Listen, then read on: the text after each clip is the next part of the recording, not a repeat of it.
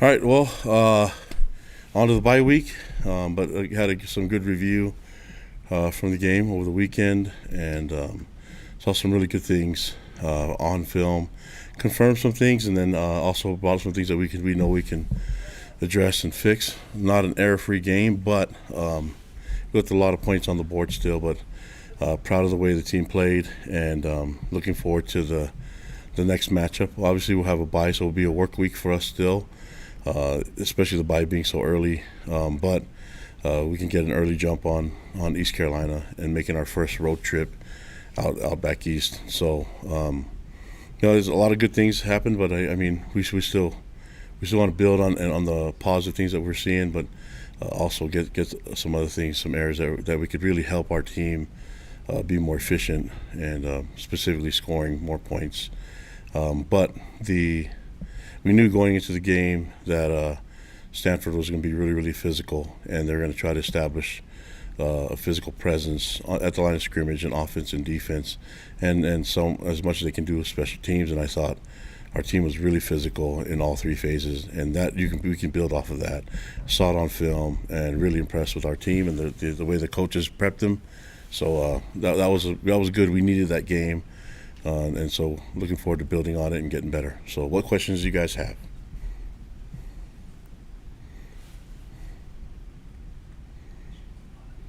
All right, we're going to start with Jake Hatch. Kalani, Jake Hatch, KSL Sports Zone in Salt Lake City. Just wanted to ask you, in terms of looking back at that game against Stanford, were you able to glean anything else in terms of the struggles you guys had in the red zone after rewatching the tape? Oh yeah. I mean, we had way too many mistakes, and so there's a combo of mistakes where they're missed assignments, and then obviously the penalties don't help you. They can kill drives and kill touchdown drives, but it's just a little mental errors that we had, and then some of the mental errors were actually not doing your assignments, not catching the ball, things like that, stuff that we can fix. So I'm not too worried about it. We know what the problems are. We know what the solutions are going to be, and we'll get working on it. You've had quite a rotation on that offensive line, particularly at guard. Are you any closer to solidifying a five-man starting unit, or are you going to keep rotating for the time being? Yeah, we don't need a solidify five-man guy, five-man starter. I mean, when Waylon gets back, it'll be even more than that. So I think I've said before, we have a lot of guys that can start different positions, and so it gives us the flexibility. Coach he can handle that room. So whatever he feels comfortable with, those guys playing in different positions, I feel good about it. But the interior three, I think we rotated six guys. So we rotated four guys at the three positions. When Waylon's back, we'll be ready to add to that. So, right now we're going to keep working with whatever Coach Woods is comfortable with. It's just it's a good luxury to have. All right, next question will be from Sam Foster. You mentioned after the game on Saturday that you considered having Wolf Aaron kick that 64-yard field goal. Have you ever had a kicker where you're that confident that he can kick that far, and where would you say he ranks amongst BYU kickers that you've played with or that you've coached in your years? I think BYU's always had guys with strong legs that can kick the ball, and so I think I don't know if I can rank them all, but I played with the Potchmans and with we've always had great kickers. So I know that look at Matt Payne, he's got a strong leg. So we've always had strong guys that can kick long field goals. They just never really put in that position before. I don't get me wrong. I love that Will can kick and has a strong leg, but we don't have to make him kick these deep ones. You know what I mean? Like, and I wanted him to kick more PATs than field goals, so that's going to be the goal. But I just like his mentality. He was ready to go. He was already warmed up, ready to kick that ball if we needed him to. I think the biggest issue was, why did we have a sack before that made it an even further field goal when we knew it could have been much closer if we didn't take that sack? And that's not all on Bear. That's on the entire team. That's the protection, the routes, all that put together. Next question from Brandon Gurney.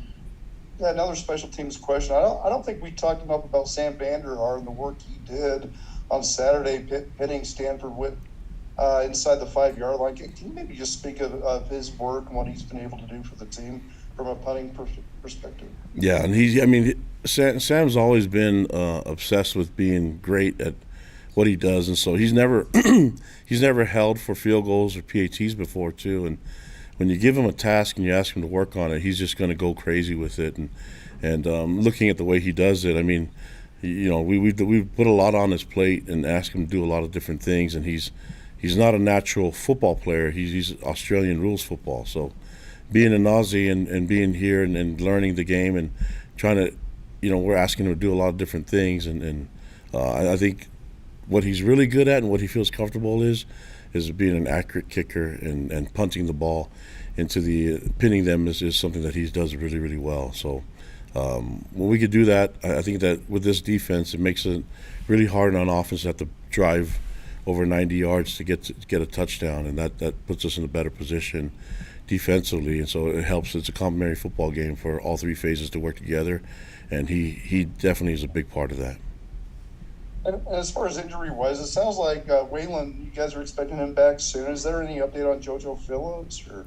Yeah, JoJo, I think we're waiting on on a little bit more details.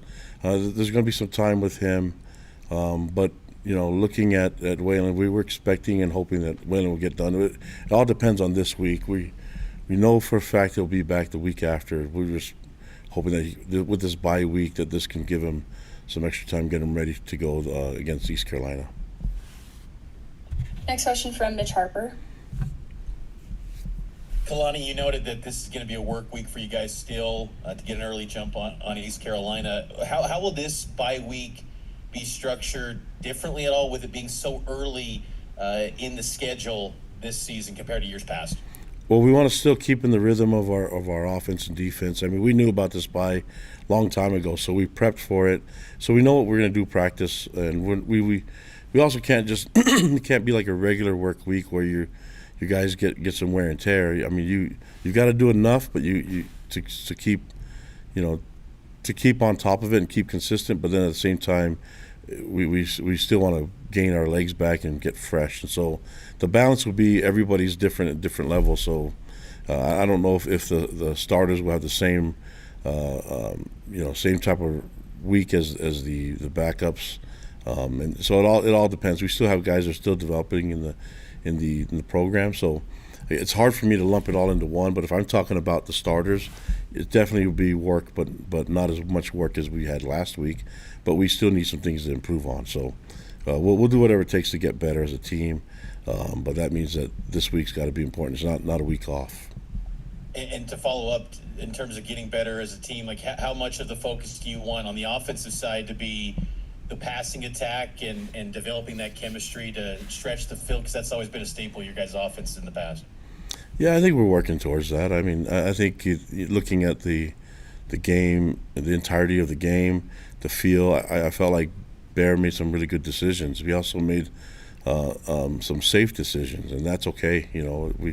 We don't anticipate putting it all on him, and so having the defense that we have and understanding the run game that we have with LJ and Sione, and what the O-line likes to do. I mean, we'll put all those things into play. But when we get towards the next phase, I think the more comfortable Bear gets with this offense, and even in game situations and these type of environments, it's going to be really good for him. So I mean, it was quite hectic seeing some new looks and things like that. But I thought overall he had some great decision-making moments and throughout the whole game, and took care of the football, and a lot of the issues are going to be on him entirely.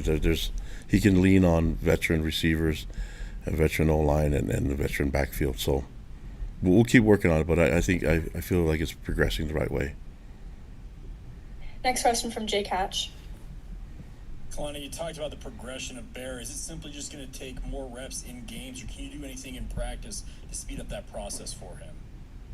Well, we didn't really hit him in practice, but he ran a guy over to get in the end zone. So, I mean, the practice has to be actually realistic to what he can do and what he's capable of doing, what he wants to do.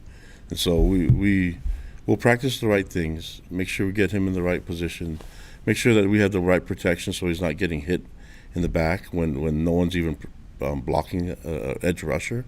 So that'll help, but those things we don't really need much attention from him. Those are things we just need to have all the other 10 guys doing their job, and if we can do that, it'll help him out a lot. And we I just talked about a veteran receiver group with a lot of talent, tight end room, O-line and backfield. So I think everybody else needs to step up a little bit more and make it an easier and a quicker transition for Bear. Next question from Sean Walker. Yeah, Coach. Last week when we were walking in, we heard the loudspeakers going off, and A-Rod actually mentioned that you guys were using kind of some of that piped-in crowd noise for the defense because LES gets so loud when the opponent's on offense on there. Will there be kind of similar things that you guys work on, like sort of the logistical aspects of playing on the road, I guess, that you kind of work on through the bye week and as you're prepared to go on the road for the first time? Yeah, of course. Yep, of course. And I mean, we're not the only team that does that, but we got a little bit of that in camp, fall camp. But yeah, obviously the noise will shift the other way, but that's something that I think there's a lot of things that we can do to help prep our team for it. But this is our first road game, so it's gonna be a lot of fun. It's gonna be a really cool experience, and we're counting on seeing our fans out that way. It's gonna be a lot of fun. Next question from Mitch Harper. Kalani, looking at the kind of the snap totals, cornerback Trey Alexander and Evan Johnson led the way in snaps. Are they emerging as the top two guys at cornerback? I think everything's always a competition. I think we have, Maury is another one that's in the rotation. It's good to have great talent. Kind of like I talked about earlier with the interior O-line. We know we have more than just two guys that can start. So Maury will be in the mix for sure with those other two. But it's kind of like the safety thing where we have Tanner and Raider, and then you're seeing a lot of Falatau. We just feel good about a rotation being in there, and we'll see how that goes this next week. But I want those guys to always compete for the starting spots. But also knowing that we have coaches that are capable of getting a rotation where everybody can stay fresh and we can play fast the entire game. And you were mentioned earlier about when you watched the film that the team was really physical and that you can build off that. I'm curious, do you feel like that's going to be maybe the identity of this team that can carry week after week the physicality, and what do you attribute that, how that came together with this group being so physical out of the gates this season? Well, I think we've never had a problem with not being physical, so I think having a tough brand of football matters, but it's just good when people want to line up and play some smash mouth football. It's nice that we can respond the right way.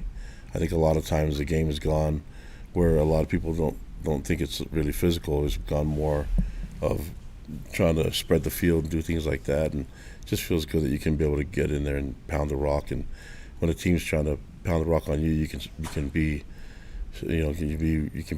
basically hold your ground, and not only that, you can knock them back and get them in minus yards. And so that's always been something that we're proud of with our team. I'm super glad that our staff was able to get that out of the players from the beginning.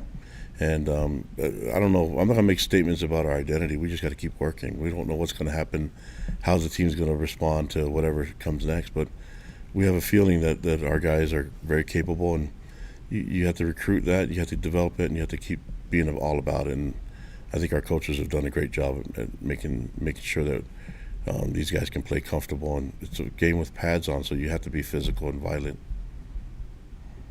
Next question from Jay Catch. Kalani, Frank Reich last week called your defense, or Jay Hill's defense, NFL quality in terms of its ability to mask coverages and the like. Does that speak more to the coaching, or does that speak more to the players' ability to execute what you're looking at? I think it goes both ways. I think you have to have players that can run the system that Jay wants to run, that I completely agree with. And like I said, this is a defense that I'm really familiar with and I feel really comfortable with. So, and then you combine that with the support that they have on the staff from all the different coaches that are in there and the analysts. And makes it really nice. And then you have to have the pieces, the players.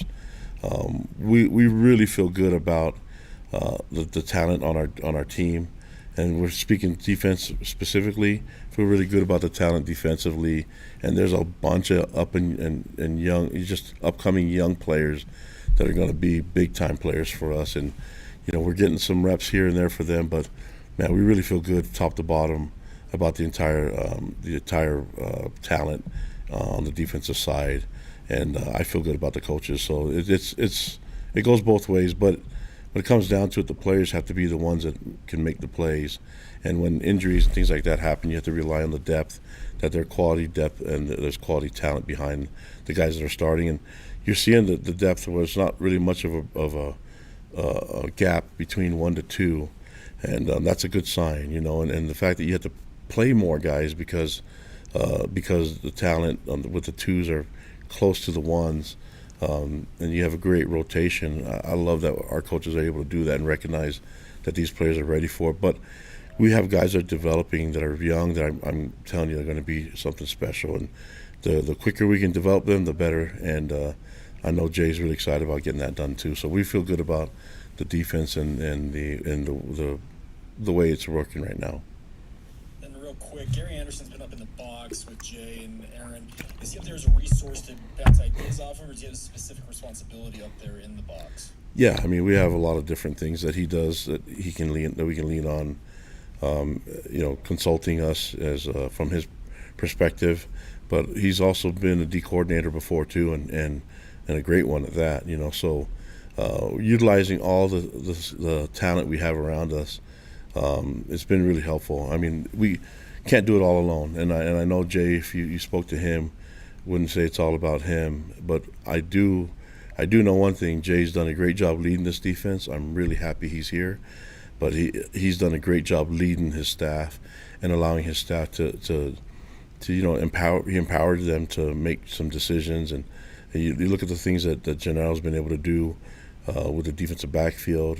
That's why Jay wants to work in the backfield with him, and you see what's happening with the front seven, with the coaches, with K-Pop and Justin and Sione, the way they're working together there.